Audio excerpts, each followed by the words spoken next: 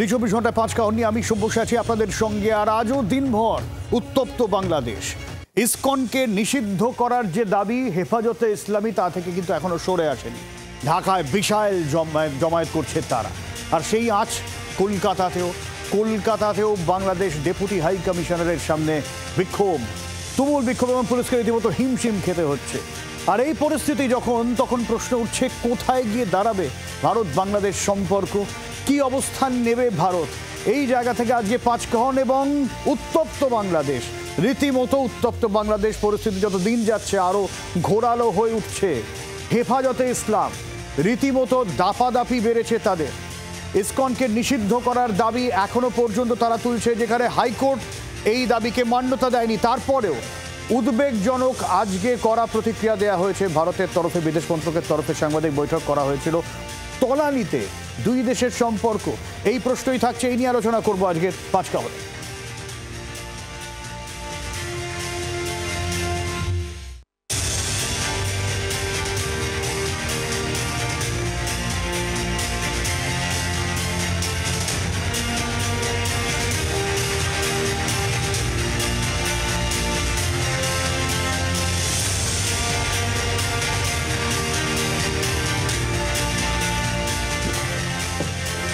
আমাদের সঙ্গে স্টুডিওতে যারা রয়েছেন একটু আপনাদের সঙ্গে আলাপ করিয়ে দিই। আমাদের সঙ্গে বিজেপির সৌমিক রাহা রয়েছেন, শক্তি মৈত্র রয়েছেন কংগ্রেসের।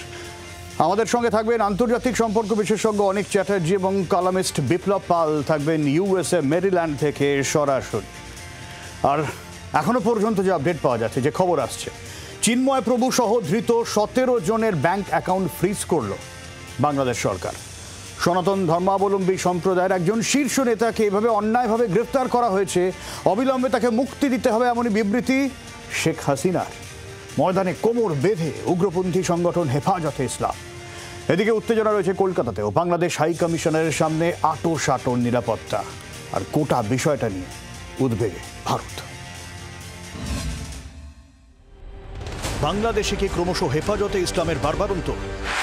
ব্লগার হত্যায় উস্কানি দেয় যারা, নারীদের সমানাধিকার বিরোধী যারা মূর্তি ও ভাস্কর্য বিরোধী, জামায়াতে ইসলামীর মদত রয়েছে যাদের পেছনে, যারা বাংলা নববর্ষ পালনের বিরোধিতা করে, ইসলামী শাসনের দাবিদার যারা, ধর্মনিরপেক্ষ শিক্ষানীতির বিরোধী এই হেফাজতে ইসলাম। এহেন হেফাজতে ইসলাম ইসকন নিষিদ্ধ করার দাবি তুলছে। ঢাকায় এই দাবিতে বিশাল জমায়েত করে তারা। ইসকনকে জঙ্গি সংগঠন তকমা দেওয়ার দাবি করে উগ্রপন্থী সংগঠন হেফাজতে ইসলাম। আমরা কখনো ভাবিনি কি এরকম স্থিতি আসবে কি ইসকনকে টেররিস্ট অর্গানাইজেশন বলা হবে। আমাদের ওরা ঠিক টেররিস্ট হওয়ার জন্য তো একটা অস্ত্র লাগে, কিন্তু আমাদের একটা ঠিক কথা, আমাদের পাশে একটা অস্ত্র আছে। ও যখন আমরা দীক্ষা পাই, আমাদেরকে সবাই যত ইসকনের ভক্ত আছে সবার পাশে একটা অস্ত্র দেওয়া হয়। এই অস্ত্রে 108 গুলি থাকে, 108 গুলি আছে। ঠিক এই জায়গা থেকেই কি দেশ ধর্ম উন্মাদদের খপ্পরে চলে যাচ্ছে বলে আশঙ্কা প্রকাশ করেছিলেন বিএনপির মহাসচিব মির্জা ফখরুল ইসলাম আলমগীর। যদিও ইসকনকে নিষিদ্ধ করা নিয়ে সরকারে কোনো আলোচনা হয়নি বলে দাবি তত্ত্বাবধায়ক সরকারের। কোনো সংস্থা নিষিদ্ধ করার কোনো আলোচনা সরকারের মধ্যে হয়নি। দাবি অনেকেই উঠতে পারে, দাবির সপক্ষে মানুষ অনেক কর্মসূচিও দিতে পারে। ব্যক্তির অপরাধের সাথে সংস্থার অপরাধকে আমরা জড়িয়ে ফেলছি না। সংখ্যালঘুদের ওপর হামলার ঘটনা লাগাতার জারি বাংলাদেশে।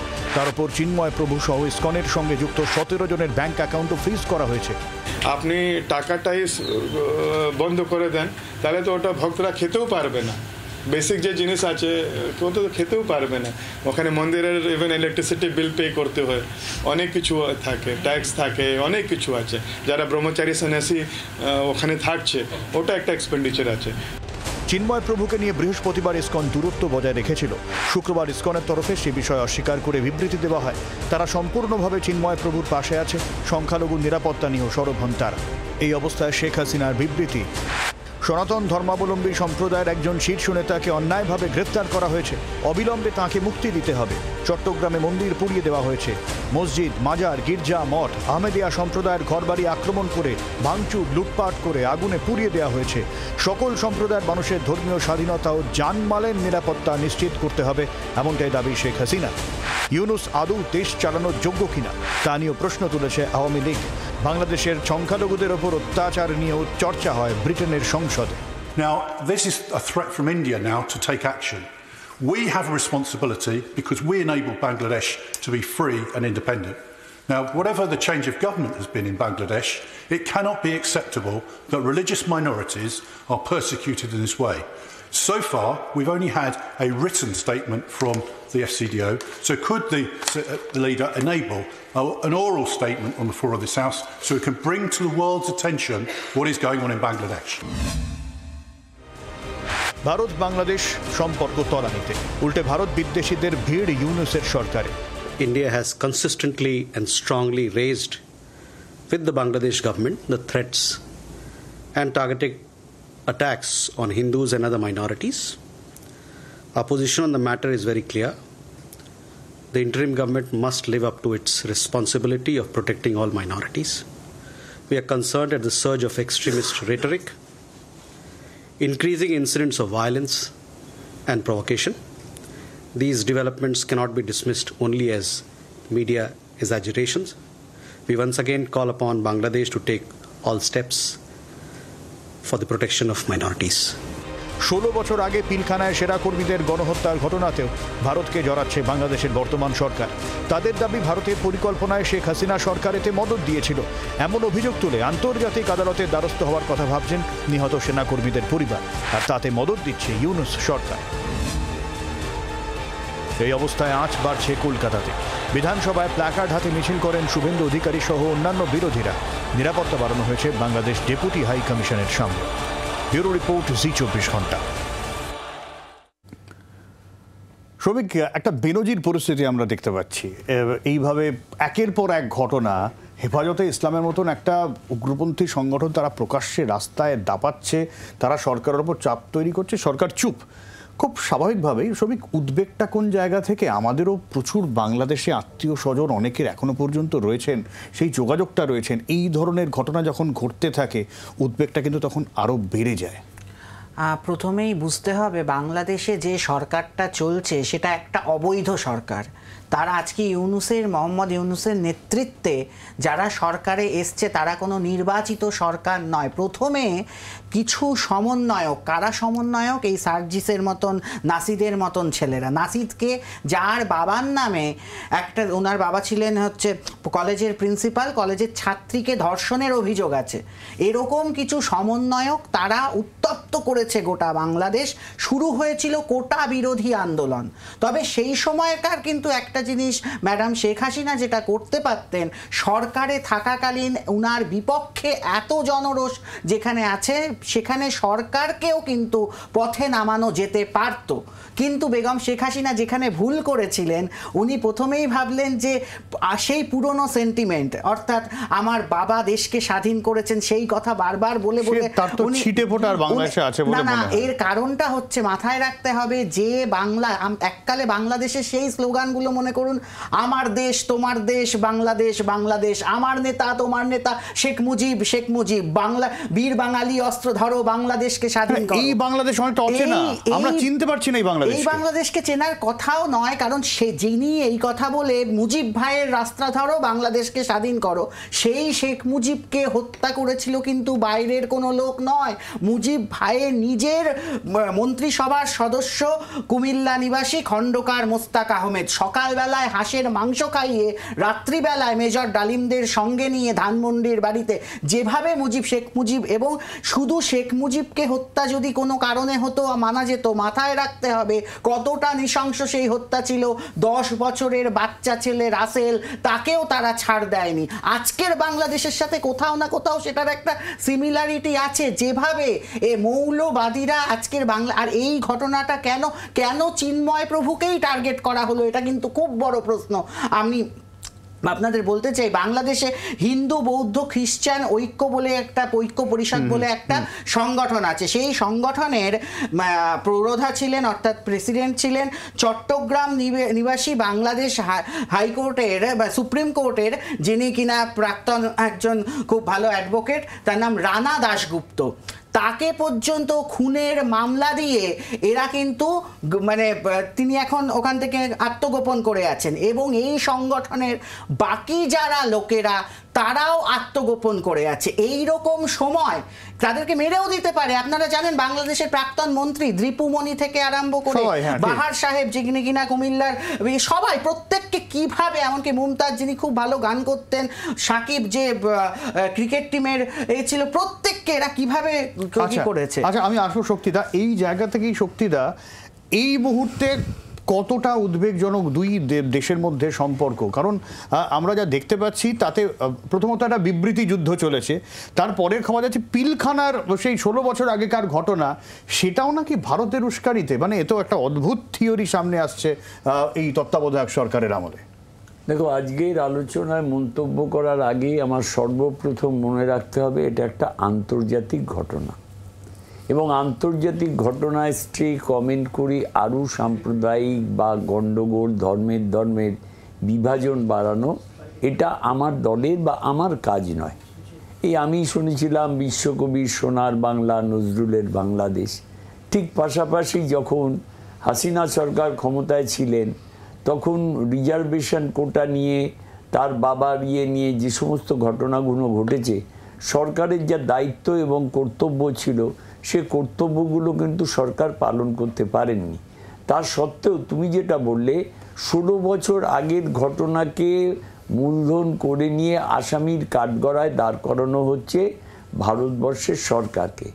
রাজনৈতিক যাই বিরোধিতা থাক, আমি একটা কথা বলি, এবং এটা আমাদের ইন্দিরা গান্ধীও প্রমাণ করেছিলেন, অটল বিহারীকেও পাঠিয়েছিলেন, তখন অটল বিহারী বিরোধী দলের নেতা ছিলেন, যে আগে আমার দেশের যে বিভিন্ন ধর্ম, বিভিন্ন কৃষ্টি, বিভিন্ন সংস্কৃতি, বিভিন্ন যে ভাষাভাষী, সেইগুলোকে রক্ষা করা। আজকে এই যে অ্যাম্বাসেডারগুলো হয়, আজকে কর্তব্যটা কি? দায়িত্ব এবং কর্তব্য হচ্ছে, আমি এখান থেকে একটা মন্তব্য করলাম, সেই মন্তব্যে সেখানে আরও দাউ দাউ করে আগুন জ্বললো। আমরা দেখছি রোজ বিভিন্ন ইউটিউব চ্যানেলে, এখন ইলেকট্রনিক্স যুগের আধিক্যে আমরা বিভিন্ন ঘটনা কোনটা সত্য, কোনটা মিথ্যে, কোনটা রং লাগিয়ে করানো হচ্ছে তাও জানি না। কিন্তু আমি বিশ্বাস করি কোনো ধর্মযাজক বা কোনো ধর্মগুরু কখনো বলেননি মন্দির ভেঙে দাও, মসজিদ ভেঙে দাও, গির্জা ভেঙে দাও, বুদ্ধিস্টদের সমস্ত কিছু ভেঙে দাও। আই ডোন্ট বিলিভ ইট, আমি এটা বিশ্বাস করি না। তবে এই যে রক্তস্নাত হচ্ছে আমার পাশের একটা রাষ্ট্র, যে রাষ্ট্রে একদিন আমাদের, তুমি যেটা বললে, আমাদের বহু পূর্বপুরুষ কেন এখনও আমাদের বেশ কিছু লোক সেখানে বসবাস করে, তাদের জীবন কতটা নিরাপত্তা জায়গায় দাঁড়িয়ে আছে তাদের জানা। আমি বলিনি রবীন্দ্রনাথকে ধ্বংস করে দেওয়া হচ্ছে, ইউনিভার্সিটিকে ধ্বংস করে দেওয়া হচ্ছে, মুজিবের মূর্তি ভেঙে দেওয়া হচ্ছে, ইসকনের মন্দির ভেঙে দেওয়া হচ্ছে। মানে আজকে মাইনরিটি, আজকে ব্রিটিশ পার্লামেন্টে সেটা নিয়ে বিবৃতি দেওয়া হচ্ছে। It is very touchy matter যে আজকে ধর্মের নাম করে মাইনরিটিদের হত্যা করা। প্রত্যেকের উচিত এই ব্যাপারে সতর্ক দৃষ্টি দেওয়া। আজকে 10 বছরের ছেলে, সে কতটুকু জানে ধর্ম? সে কি করে জানবে কোনটা গির্জা, কোনটা মসজিদ, কোনটা মন্দির? আজকে আমি যে কথাটা বারবার করে বলতে চাই, ধর্মের এই উন্মাদনা, এই দায়িত্ব বন্ধ করার দায়িত্ব, আমি প্রথমে যেটা দিয়ে শুরু করেছিলাম যে আমাদের অ্যাম্বাসেডারগুলো আছে, সেই অ্যাম্বাসেডাররা দৌত্য আলোচনা করুক, সঠিক পদক্ষেপ নিক। আর আজকে যিনি ইন্টারিম গভর্নমেন্ট যেটা আছেন, he is the representative of USA. আমি এই জায়গা থেকে বিপ্লবের কাছে আসবো। বিপ্লব, শক্তি যেটা বললেন, আজকে যারা তত্ত্বাবধায়ক সরকারে আছেন, কি মনে হয় আপনার যে এই আলোচনা করে, দৌত্যের মাধ্যমে সরকারের সাথে আলোচনা করে যা পরিস্থিতি চলছে, সরকারের হাতে কি রয়েছে না হাতের বাইরে চলে গেছে? আমার তো মনে হচ্ছে, যেটা বাংলাদেশের বিভিন্ন খবর দেখে এবং বিভিন্ন বাংলাদেশ এক্সপার্টের সাথে কথা বলে, এই তত্ত্বাবধায়ক সরকার প্রভু চিন্ময় দাসকে গ্রেপ্তার করেছে দৃষ্টি ঘুরিয়ে দিতে। আমাদের একটু দেখতে হবে চিন্ময় দাসকে গ্রেপ্তার করার আগের 7 দিনের বাংলাদেশে কি কি ঘটনা ঘটেছে। যেটা ঘটে, যে আপনারা জানেন যে বাংলাদেশে এখন নিত্য প্রয়োজনীয় জিনিসের দাম ঊর্ধ্বমুখী। লোকে একখানার জায়গায় 8খানা ডিমকে ঢাকায় কোনো রকমে আলু ভর্তাকে বেঁচে আছে, এই হচ্ছে অবস্থা। তো বিক্ষোভ যখন বাড়ছে, আমি আগেই বলেছিলাম যে 5 আগস্টের ওই সোকল বিপ্লবের পর দুটো শক্তি বাংলাদেশে বরাবর কাজ করেছে। একটা গণতন্ত্রপ্রেমী সেকুলার ফোর্স ছিল আর একটা ইসলামিক ফোর্স ছিল, তারা একসাথে এসে হাসিনাকে তাড়িয়েছিল, এবং এই দুটো শক্তি যেহেতু একে অপরের বিরুদ্ধে, এদের মধ্যে কনফ্লিক্ট হবে। তো আমরা কি দেখলাম যে কৃষ্ণদাস প্রভুকে গ্রেপ্তার করার 7 দিন আগে বাংলাদেশের সবচেয়ে জনপ্রিয় দৈনিক প্রথম আলো এবং ডেইলি স্টারের সামনে মাদ্রাসা স্টুডেন্টদের বিক্ষোভ হলো। মাদ্রাসা স্টুডেন্ট যারা হেফাজতের স্টুডেন্ট উইং, তারা কন্টিনিউয়াসলি এই উপদেষ্টা সরকারের বিরুদ্ধে পথে নেমে আন্দোলন করছে, এবং প্রথম আলোর সামনে যে ঘটনাটা ঘটে তাদের উপর বিপুলভাবে লাঠিচার্জ হয় এবং বেশ কিছু হেফাজতের সমর্থক হয়, এবং তারপর থেকেই হেফাজত আরো বৃহত্তরভাবে ইসলামিকপন্থী লোকজন ছাত্রদেরকে মাঠে নামানোর সিদ্ধান্ত নেওয়া শুরু করে। তো আমাদের যেটা ভেতরের যেটা খবর পাচ্ছি যে এইটাতে বাংলাদেশের উপদেষ্টা সরকার কিছু শঙ্কিত হয়ে বৃষ্টি শক্তি ঘোরানোর চেষ্টা করে, এবং সেক্ষেত্রে কোপটা গিয়ে পড়লো ইসকনের ওপর বা আমাদের কৃষ্ণদাস প্রভুর ওপর। কারণ আপনারা দেখুন, সবাই আপনারা বুঝতে পারছেন কৃষ্ণদাস প্রভুর সমস্ত ভিডিও ইউটিউবে দেখা গেছে, কোথাও তিনি কোনো উস্কানিমূলক কথা বলেননি, তিনি হিন্দুদের অধিকারের পক্ষে সরব ছিলেন। এবং এটা তো একটা সবাই জানতো যে কৃষ্ণদাস প্রভুকে গ্রেপ্তার করার পর আমেরিকা, ভারত, বাংলাদেশ সব জায়গাতেই একটা বিভিন্ন রকম নিন্দার ঝড় উঠবে। কিন্তু আপনি একটা অবাক হয়ে লক্ষ্য করুন যে বাংলাদেশের ইসলামপন্থী লোকজন কিন্তু এখন আবার উপদেষ্টা সরকারের পেছনে চলে এসছে। অর্থাৎ পুরো খেলাটাই খেলা হয়েছে এইভাবে, যাতে উপদেষ্টা সরকার যে ইসলামপন্থীদের সাপোর্ট থেকে লুজ করছিল সেটা আবার ফিরে এলো এই ইসকনের গ্রেপ্তারের মাধ্যমে। তো এটা একটা বাংলাদেশের খুব জটিল এবং কুটিল পরিস্থিতি, যেটাকে সামলানোর জন্য বলি হলেন কৃষ্ণদাস প্রভু। এখন দেখুন বাংলাদেশের সমস্ত ইসলামপন্থী লোকজন আবার উপদেষ্টা সরকারের পেছনে দাঁড়িয়ে গেছে। তাদের যে খাওয়া দাওয়ার অসুবিধা, নিত্য প্রয়োজনীয় জিনিসের দাম বাড়ছে, আনঅ্যাফোর্ডেবিলিটি, বেকারত্ব, এগুলো ভুলে গিয়ে পুরো ফোকাসটা চলে এলো ইসকনের ওপর। এটা আপনারা জানেন, আপনারা যারা মিডিয়াতে আছে, এটা একটা খেলা ঘোরানোর খেলা। কিন্তু এইভাবে বাংলাদেশ বাঁচবে না বেশি দিন। উপদেষ্টা সরকারের প্রধান ইউনূসের বয়স এখন 85, তিনি আদৌ ক্ষমতায় নেই, তিনি হচ্ছেন বাংলাদেশের শোকেস। গোডাউনে এখন মারামারি চলছে ইসলামপন্থীদের সাথে, বলবো না সেকুলার পন্থী, কিছু প্রথম আলো এবং বাংলাদেশের মধ্যমপন্থার বুদ্ধিজীবী দ্বারা ক্ষমতা দখল করার চেষ্টা করছিলেন সেনাবাহিনীর মাধ্যমে। তো এইরকম একটা বিড়িগিচ্ছিরি পরিস্থিতিতে বাংলাদেশ এখন একটা ব্যানানা রিপাবলিকে পরিণত হয়েছে। কে ক্ষমতায় আছে সেটাই বোঝা যাচ্ছে না। ইউনিসকে শোকেস করে দেওয়া হচ্ছে। আপনারা লক্ষ্য করুন যে ইউনিস শুধুমাত্র আল জাজিরাতের মধ্যে একটা ইন্টারভিউ দিয়েছেন, এবং এছাড়া উনি কিছু করছেন না। তো বাংলাদেশের ক্ষমতা কার কাছে আছে এবং ক্ষমতা কার কাছে যেতে চলেছে, এই ব্যাপারটা কিন্তু একটা বিশাল ভ্যাকুয়াম তৈরি হয়ে গেছে। একদমই। আমি এই জায়গা থেকে অনেকভাবে একটু ছোট করে আসবো, আমাকে একটা বিরতিতে যেতে হবে। এই যে ক্ষমতা কার কাছে আছে, যে দেশে এত বড় কনফিউশন, আলোচনা তাহলে চালাবো কার সাথে? দেখুন, সত্যি কথা বলতে কি, ইউনূস সরকার প্রথম থেকেই বড্ড কনফিউজড, এবং ইউনূস নিজে তার কতটা কর্তৃত্ব আছে সরকারের ওপরে সেটা ভীষণ সন্দেহের অবকাশ রাখে। এবং সরকারটা চালাচ্ছে কারা? ছাত্ররা, সমন্বয়করা, নাকি ইউনূস এবং তার মানে সিনিয়ররা? এটা কিন্তু আমরা বুঝতে পারছি না দীর্ঘদিন ধরে।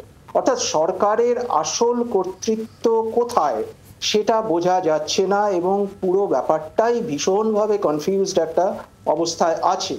ফলে যা হবার তাই হচ্ছে, সিদ্ধান্তহীনতা, এবং ইসলামী মৌলবাদী আবার মাথাচাড়া দিচ্ছে, যেটা বিপ্লববাবু বলেছেন, সঠিকভাবেই বলেছেন, যে এই ফোর্স আবার দাঁড়িয়ে পড়েছে পেছনে, এবং বাংলাদেশের নিত্য যে সমস্যাগুলো সেগুলোকে উপেক্ষা করা হচ্ছে। উপেক্ষা করে এখন এই যে মৌলবাদী শক্তি, তাদেরকে ধুঁয়ো দিয়ে কোনোভাবে এখন এই সরকারকে টিকিয়ে রাখার একটা প্রচেষ্টা চলছে। কিন্তু সরকার খুব কনফিউজড।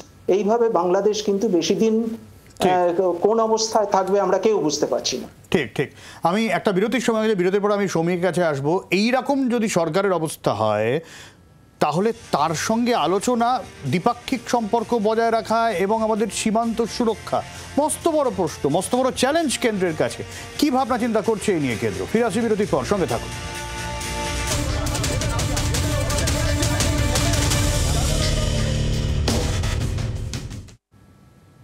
শ্রমিক যে প্রশ্নটা করেছিলাম, বড় সড়ো মাথা ব্যথার কারণ হওয়া উচিত এখন, মানে হয়ে গেছে এখন কেন্দ্রের কাছে। দেখুন, একটা জিনিস মাথায় রাখতে হবে, আপনাদের মাথায় থাকবে 2001-এ আগ্রা সামিট হয়েছিল, সেই সময় পাকিস্তানেও কিন্তু একই রকম সমস্যা ছিল। পারভেজ মুশারফ নওয়াজ শরীফকে ফেলে ঠিক এরকমভাবে ক্ষমতা দখল করেছিল। কিন্তু যেটা টেকনিক্যালি একটা ইস্যু রয়েছে যে আমাদের 100 কোটির দেশবাসী, আমি বলছি 100 কোটির দেশবাসীর প্রধানমন্ত্রীর সাথে আজকে ইউনূস সাহেবও একটা মিটিং করতে চেয়েছে, কিন্তু সেটা সম্ভব নয়। কারণ সেই সময়টায় মাথাটা দেখুন, আগ্রা সামিটে কিন্তু পারভেজ মুশারফ, তখনও উনি এরকম প্রধান উপদেষ্টা ছিলেন, কিন্তু তারপরে উনি নিজে প্রেসিডেন্ট হয়ে আগ্রা সামিটে এলেন। ইউনূস যদি আজকে মিটিং করে বলেন আজ থেকে ভারতের সাথে আমার গলাগলি সম্পর্ক, তাতেও কি মনে হয় সম্ভব নয়? এটাই বলছি, টেকনিক্যালি ফল্ট রয়েছে। ইউনূসের সরকারটাই অবৈধ সরকার। এই সরকারের মোহাম্মদ ইউনূসের দায়িত্ব ছিল, উনি প্রধানমন্ত্রী নন, প্রধান উপদেষ্টা, উনার দায়িত্ব ছিল শুধু নির্বাচনটা করানো সুষ্ঠু। এবং নির্বাচনী সৌভিক কবে হবে সেটা আমরা এখনো পর্যন্ত জানি না। আমি আসবো তোমার কাছে আবারও, বিরতির সময় গেছে আমার কাছে। দুটো দিক নিয়ে আমরা একটু দেখবো। আমাদের প্রথম কথা, কলকাতায় তো আজ পড়ছে বেশ কিছু কর্মসূচি, বাংলাদেশ ডেপুটি হাই কমিশনারের সামনে বিক্ষোভ, এবং একই সঙ্গে কোন দিক থেকে বাংলাদেশ নজর ঘোরাতে চাইছে বিপ্লব দা যেটা বললেন। আবারও আসবো সেই আলোচনা বিরতির পর।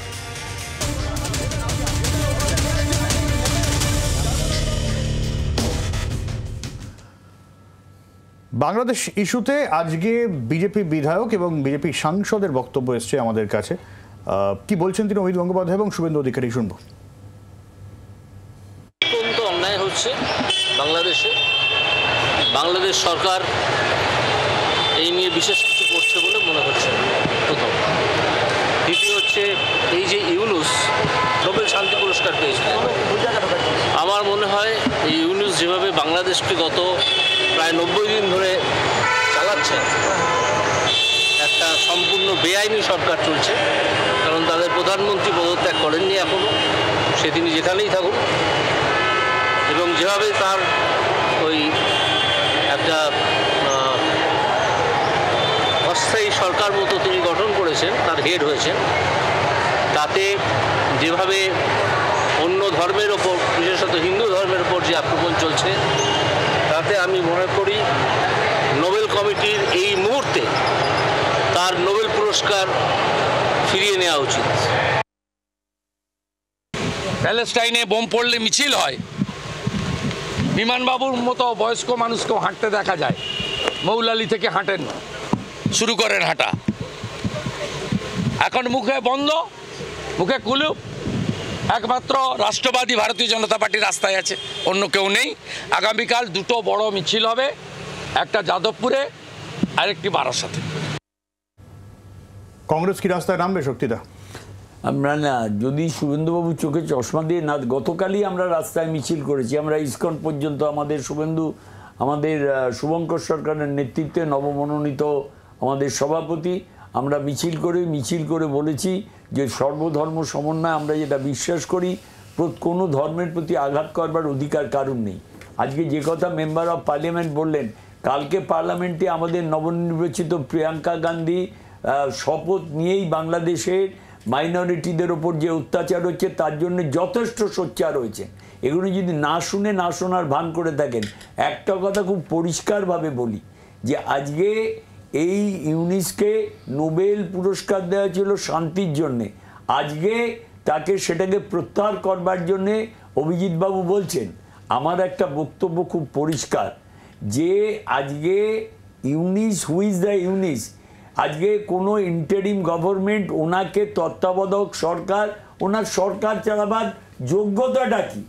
এক, দুই হচ্ছে ছাত্ররা কি সরকার চালাবে? আন্দোলনটা আমরা কি রেখেছিলাম? রাস্তায় যে কোনো এজিটেশন করবার অধিকার ছাত্র সমাজের হাতে, তাদের হাতে গ্রেনেড থাকবে, তাদের এগুলো কারা করছিল, কিভাবে, মানে মৌলবাদী সংগঠনগুলো, মৌলবাদী বলতে আমি কাউকে চিহ্নিত করছি না, আমার কথা, আমার বক্তব্য একটাই, আমার কি হিন্দু ধর্মের প্রতি আমার দুর্বলতা নেই? ডেফিনেটলি আছে। আমি ব্রাহ্মণ সন্তান, তার মানে এই নয় যে আমি মসজিদ গিয়ে ভেঙে দেবো, তার মানে এই নয় যে আমি খ্রিস্টানদের গির্জা ভেঙে দেবো। আজকে যে কথাটা আমি পরিষ্কারভাবে বলতে চাই যে এই যে বাংলাদেশে এখন নিত্য প্রয়োজনীয় দ্রব্যের দাম আকাশ ছোঁয়া। বাংলাদেশে এমপ্লয়মেন্ট নেই, বাংলাদেশের যুব সম্প্রদায়কে নতুন করে বাঁচবার স্বপ্ন নয়। এই সমস্ত বার্নিং জ্বলন্ত সমস্যাগুলোর থেকে দৃষ্টি দূরে সরিয়ে নেওয়ার জন্যেই ইটস এ কনস্পিরেসি, এবং কনস্পিরেসিটার মূল কেন্দ্র হচ্ছে ধর্ম। আমি এই জায়গাতেই আসবো। আমি হ্যাঁ বলো শ্রমিক। দুটো জিনিস মাথায় রাখতে হবে। এই যে সরকারটা, এর প্রথমত অবৈধ এই কারণে, যেদিন বেগম শেখ হাসিনা চলে গেলেন সেদিন প্রথম সেনাবাহিনী ঘোষণা করেছিল নতুন সরকার আসবে এবং সেটা সর্বদলীয় মতে সরকার হবে। সেই মানে যে ইন্টার গভর্নমেন্ট যেটা সব হবে, সরকার যেটা হবে, এই সরকার কিন্তু অন্তর্বর্তীকালীন সরকারে সবার কিন্তু সমান একটা অধিকার থাকবে, সবাইকে নিয়ে হবে। নট অনলি আওয়ামী লীগ, কাউকেই সেখানে ঠিক মতন ডাকা হয়নি। এবং তারপরে এই নাহিদ, তারপরে বাইরের থেকে যা সার্জিস, এরা যেটা করলেন, এরা বাইরের থেকে টোটাল বললেন যে টোটাল সরকারের উপদেষ্টা হিসাবে আমরা চাইছি মোহাম্মদ ইউনূসকে। এবং মাথায় রাখতে হবে পেছনে যে জামাত রয়েছে, জামাতের মূল কি চাহিদা ছিল, গণপ্রজাতন্ত্রী বাংলাদেশ সরকারকে সরিয়ে ইসলামিক প্রজাতন্ত্রী বাংলাদেশ সরকারকে আনা। এটাই কিন্তু ঘড়ির আমরা কাঁটাটা দেখতে পাচ্ছি, পেছনের ব্যাটারিটা দেখতে পাচ্ছি। আমি অনিক বাবুর কাছে আসবো। অনিক বাবু, আমরা জানি জামাতের সাথে একটা বিএনপির যথেষ্ট সখ্যতা ছিল, একসাথে সরকারও তারা মিলিজুলি গড়েছিল, এবং বিএনপির একটা কোথাও গিয়ে হিস্টোরিক্যালি একটা ভারত বিদ্বেষের বিষয় বারবার আলোচনায় উঠে এসেছে তুলনামূলকভাবে, আওয়ামী লীগের সঙ্গে তুলনামূলকভাবে। সেই বিএনপিও আজকে বলতে বাধ্য হচ্ছে একটা ধর্ম উন্মাদদের হাতে চলে যাচ্ছে দেশ। যে সংবাদ মাধ্যমের স্বাধীনতার জন্য আমরা লড়াই করেছিলাম, সেই স্বাধীনতাও এখন ত্বরান্বিতে। বিএনপি পর্যন্ত ক্ষুব্ধ। দেখুন, বাংলাদেশের প্রকৃত চিত্রটা নিয়ে যারা ভাবছে, যে রাজনৈতিক দলগুলো, তারা কিন্তু এটা বলতে আজকে বাধ্য হচ্ছে। এবং বিএনপির মতো দলও আজকে বলছে যে কোথায় আমরা যাচ্ছি, এবং গণতন্ত্র ধূলিসাৎ হয়ে গেছে, এটা এ ব্যাপারে কোনো সন্দেহ নেই। এবং আজকে যেটা আমি বলছিলাম, আপনি দেখুন, সরকারের মুখপাত্র বলছেন যে ইসকনকে নিষিদ্ধ করা নিয়ে কোনো আলোচনা হয়নি, আদালত বলছে ইসকনকে নিষিদ্ধ করা যাবে না, অথচ নিষিদ্ধ করার দাবি ভীষণ জোরালোভাবে উঠছে। তার মানে কি, আইনের শাসনকে অবজ্ঞা করা, অবহেলা করার একটা প্রচেষ্টা আমরা বাংলাদেশে দেখতে পাচ্ছি। আর একটা কথা মাথায় রাখতে হবে, বাংলাদেশের যে যুব শক্তি, বাংলাদেশেরই এক অর্থনীতিবিদ বেশ কিছুদিন আগে একটা বিদেশি বিশ্ববিদ্যালয়ে একটা পেপার করেছিলেন, তিনি একটা কথা বলছেন, NEET, নিট, অর্থাৎ no employment education and training, এদের সংখ্যা প্রায় 40% যুবকদের মধ্যে। এরা কিন্তু কোনো রকম স্ফুলিঙ্গ পেলেই, সেটা ধর্মীয় উন্মাদনা হতে পারে, সেটা মারদাঙ্গা হতে পারে, সেটা আইন শৃঙ্খলার অবমাননা হতে পারে, কোনো রকম একটা কিছু পেলেই তারা, বারুদ পেলেই তারা স্ফুলিঙ্গের মতো জ্বলে উঠছে, এবং সেটাই স্বাভাবিক। ফলে বাংলাদেশের এই পরিস্থিতি, বাংলাদেশের যে যুব সম্প্রদায়ের 18 থেকে 25 এই যে বয়সটা, এই বয়সের মধ্যে 40% কিন্তু এই রকম অবস্থা। ফলে বাংলাদেশ যেদিকে যাওয়ার কথা সেদিকেই যাচ্ছে। পুরোপুরি আইন শৃঙ্খলা বলে কিছু নেই, ধর্মীয় উন্মাদনা এবং আইনের শাসনকে অবজ্ঞা করা, গণতন্ত্রকে অবজ্ঞা করার একটা পরিষ্কার চিত্র আমরা দেখতে পাচ্ছি। সেটাই বিএনপি বলতে বাধ্য হয়েছে। আমি এই জায়গা থেকে বিপ্লবদার কাছে আসবো। বিপ্লবদা, বাংলাদেশের ব্যবসায়িক মহল কি বলছে? মানে ওখানে তো একটা বিপুল পরিমাণে এক্সপোর্ট ফার্ম ছিল, বিশেষ করে কাপড় শিল্প, বস্ত্র শিল্প সেখানে বড়সড় একটা জায়গায় ছিল। এই পরিস্থিতিতে এখন তারা কোন জায়গায় আছে, তারা কি বলছে? আমি একটা ছোট্ট এক্সাম্পল দিই। বাংলাদেশের যে ফেমাস টেক্সটাইল, তারা রপ্তানিতে নাম্বার 1 ছিল, তাদের 30% টেক্সটাইল বন্ধ হয়ে গেছে, বাকি 70% খুব ধুকে ধুকে চলছে, এবং ম্যাক্সিমাম অর্ডার অ্যাকচুয়ালি ভারতের টেক্সটাইল ইন্ডাস্ট্রি, ভিয়েতনামের টেক্সটাইল ইন্ডাস্ট্রিতে চলে গেছে। এই অবস্থায় যারা চাকরি হারিয়েছে তারা পথে নেমে আন্দোলন করেছে, এবং বাংলাদেশের বর্তমান সরকার তাদের উপরও লাঠিচার্জ করেছে। আসল ব্যাপারটা হচ্ছে এই যে ভারত বাংলাদেশের সম্পর্কটা এতটাই তলানিতে নেমে গেছে, বাংলাদেশের শিল্পগুলোকে চালানোর জন্য, যেটাকে আমরা সাপ্লাই চেইন লজিস্টিক বলি, সেই সাপ্লাই চেইন লজিস্টিকের একটা ইন্টিগ্রাল পার্ট হচ্ছে ভারত। অর্থাৎ ভারত থেকে কাঁচামাল না এলে, ভারত থেকে তুলো না এলে বাংলাদেশের টেক্সটাইল ইন্ডাস্ট্রি চলবে না।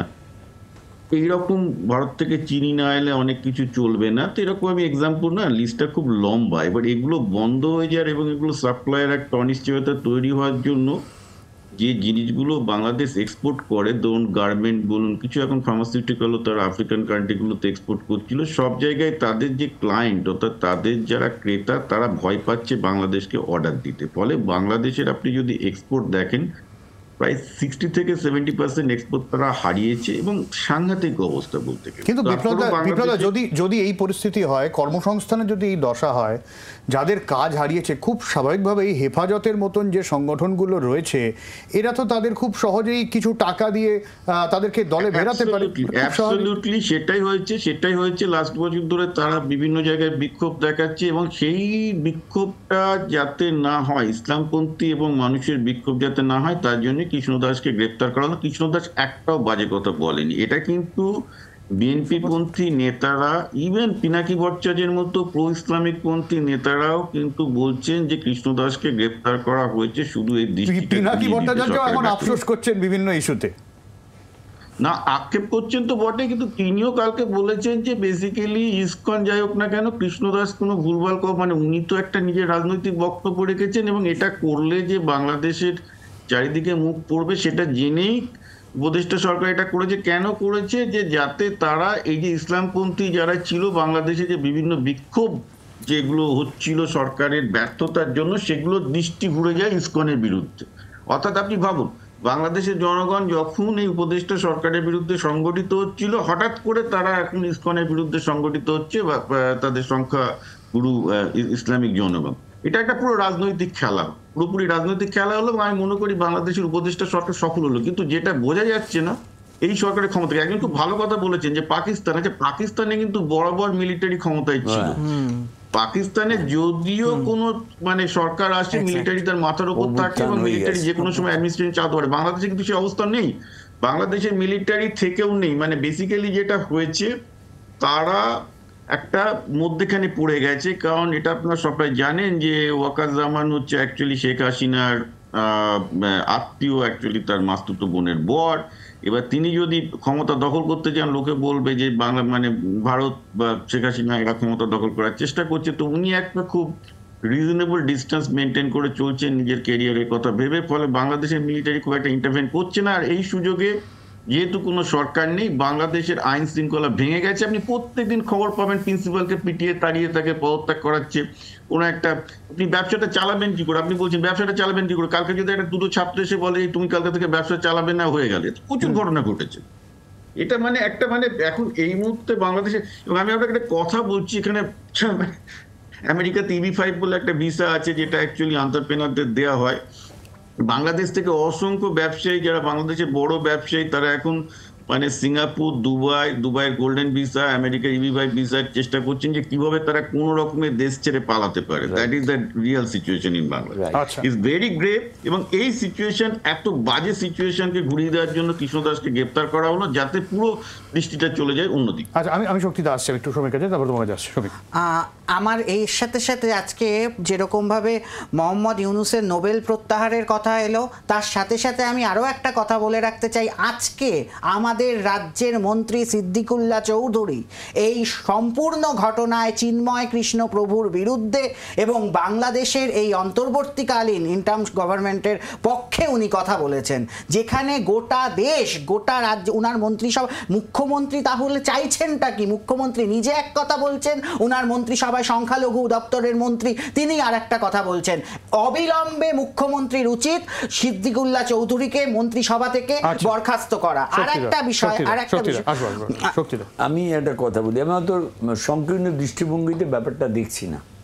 একটা ভারতবর্ষের মধ্যে একটা বিশাল স্টেটের একটা সিদ্দিকুল্লাহ চৌধুরী কি বললো, তাতে মুখ্যমন্ত্রীকে শোকজ করতে হবে। যেটা বললেন যে আজকে বাংলাদেশের ব্যবসা, দুটো ছেলে এসে যদি বলে বন্ধ করে দাও, কাল থেকে ব্যবসা বন্ধ হয়ে যাবে। ব্যবসাটা কি? ওদের টেক্সটাইল ব্যবসা ছাড়ো না, আইনজীবী পাল্টে যাচ্ছে, আইনজীবী হত্যা হচ্ছে, সরকারের হত্যা হচ্ছে আইনজীবী, হ্যাঁ, সব জায়গায়। এবং আজকে যেটা বললো যে একটা কথা মাথায় রাখতেই হবে যে বাংলাদেশের তো সেরকম কিছু ইন্ডাস্ট্রিয়াল ব্যাপার নেই, ওদের টেক্সটাইল ব্যবসাটা এবং ফার্মাসিউটিক্যাল, সেটা চলে যাচ্ছে কোথায়? চলে আসছে ভারতবর্ষে, চলে যাচ্ছে ভিয়েতনামে। সেই জায়গাতেও আজকে যারা গোল্ডেন ভিসার অধিকারী, সবচেয়ে বড় কথা হচ্ছে একটা সার্টেন এজ 18 থেকে 25, 40% তারা পরিসংখ্যানে বলছে তাদের হাতে যদি, তাদের চোখের সামনে যদি ভবিষ্যৎ না থাকে, তাদেরকে 2 পয়সা দিলে তারা অংশগ্রহণ করছে, তারাই বোম মারছে, তারাই ইসকনের মন্দির ভাঙছে। এই জায়গায় দাঁড়িয়ে শুধু আমি কোনো একটা নির্দিষ্ট সম্প্রদায়কে দায়ী করে, আমার বক্তব্য হচ্ছে শান্তি প্রতিষ্ঠা করতে গেলে পৃথিবীতে অশান্তি থাকবে, তাহলে গাজা প্যালেস্টাইনের এত গন্ডগোল হতোই না। সে ব্যাপারটা হচ্ছে শুধু সম্প্রদায় নয়, একটা আমি বলে নিই, বাংলাদেশের মতো একটা প্রতিবেশী রাষ্ট্র, যেটা আমরা তো আস্তে আস্তে শত্রু পরিবেষ্টিত হয়ে যাচ্ছি ভারতবর্ষ, সেই জায়গায় দাঁড়িয়ে বাংলাদেশের সঙ্গে আমাদের যেটুকু আত্মিক সম্পর্ক ছিল সেই সম্পর্কটাও বিচ্ছিন্ন হয়েছে। এবং যারা এই যে interim government, they are not at all a government, it is illegal. মাথায় রাখতে হবে আজকে শুধুমাত্র বাংলাদেশে নয়, আমাদের এই দেশে পর্যন্ত ইমাম বরকতির মতন লোকেরা সরাসরি বলছে প্রধানমন্ত্রীর কাটা মুন্ডুটা আমার হাতে নিয়ে আসা দরকার। আমাদের সরকার কিছু করতে পারে না, এই জায়গাটাও কিন্তু মাথায় রাখতে হবে। এবং আজকে বাংলাদেশে মোহাম্মদ ইউনূসকে এতটা হালকাভাবে নিলে চলবে না। চিন্ময় কৃষ্ণ প্রভুর আজকে এই অ্যারেস্টের পেছনে আমি মনে করছি, যেহেতু আমেরিকাতেও পালাবদল হয়েছে, ইউনূসের বন্ধু সরকার আমেরিকাতে নেই, এবং অন্তর্বর্তীকালীন সরকার থেকে মূল সরকারে যাওয়ার জন্য সংখ্যালঘু ভোট ব্যাংককে বাদ রেখে মূল মৌলবাদীদের ভোট ব্যাংকটা যাতে কাছে আনা যায়, তাই জন্য মোহাম্মদ ইউনূস নতুন দল করা হোক বা তাদের সাথে নিয়ে আবার প্রধানমন্ত্রী হওয়ার জন্য সেটাও দেখা। আমি একটু আমাদের নওশাদ সিদ্দিকী কি বলেছেন আইএসএফ এর একবার শোনাবো, তারপরে একটা বিরতির সময় হয়ে গেছে আমাদের। নওশাদ সিদ্দিকীর আগে একটু কুণাল ঘোষের বক্তব্য শোনাবো তৃণমূলের তরফে। বিষয়টা হচ্ছে যে কোনো একটা ঘটনা সেটাকে বিকৃত করে প্ররোচনামূলকভাবে যদি বিজেপি ধর্মীয় ভেদাভেদের রাজনীতিতে উস্কানি দিতে চায়, তো সেক্ষেত্রে তো কোনোভাবে সেটা সমর্থন করা যায় না। বাংলাদেশে কোনো একটা ঘটনা ঘটেছে, এবার সেখানে বাংলাদেশ একটা আলাদা রাষ্ট্র, আমরা একটা আলাদা রাজ্য, আমরা একটা রাজ্য, আলাদা দেশ ভারতবর্ষ, তার মধ্যে একটা রাজ্য। ফলে আমাদের পক্ষে সরাসরি বাংলাদেশের বিষয় নিয়ে বলা বা কিছু করার, সেখানে মুখ্যমন্ত্রী মমতা বন্দ্যোপাধ্যায় স্পষ্টভাবে তাদের বক্তব্য জানিয়ে দিয়েছেন। তো এখন কিন্তু এটা আমাদের বিষয় নয়, এটা কেন্দ্রের বিষয়। যা করতে হবে বিজেপি সরকার কেন্দ্রের। আমি বিতর্কেই যেতে চাইছি না, আমি চাইছি যে কোন জায়গায় দাঁড়িয়ে দুই দেশের সম্পর্ক, ভবিষ্যৎ কি হতে পারে। ফিরবো একটা বিরতির পর, সঙ্গে থাকুন।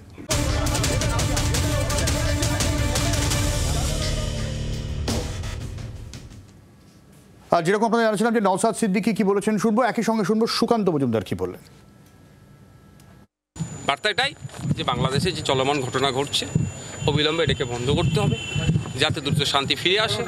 ওখানকার সংখ্যালঘু যারা আছেন, হিন্দু সমাজের মানুষ, আরও যারা সংখ্যালঘু আছেন, তাদের সার্বিক নিরাপত্তা তাদেরকে প্রদান করতে হবে, তাদেরকে ইনশিওর করতে হবে, তাদের পাশে থাকতে হবে সরকারকে।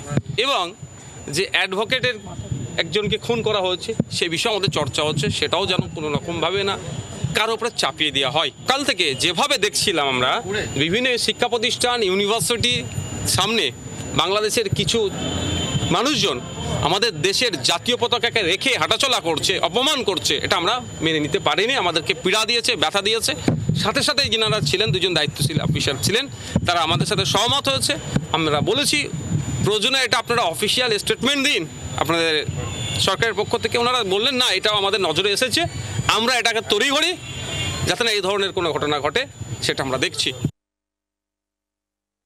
একজন বিশিষ্ট মানুষকে, যিনি হিন্দুদের অত্যাচারের বিরুদ্ধে আওয়াজ তুলছিলেন, যেভাবে হিন্দুদের বাড়িঘর পুড়িয়ে দেওয়া, মেয়েদের সাথে অভব্য আচরণ, শ্লীলতাহানি, একের পর এক ঘটনা ঘটছে। কারণ আমরাও প্রচুর ফোন পাই এবং প্রচুর ভিসা রিকোয়েস্ট পাচ্ছি যে দাদা ভিসা করে দিন, আর বাংলাদেশে থাকবো না, ভারতে এসে থাকবো।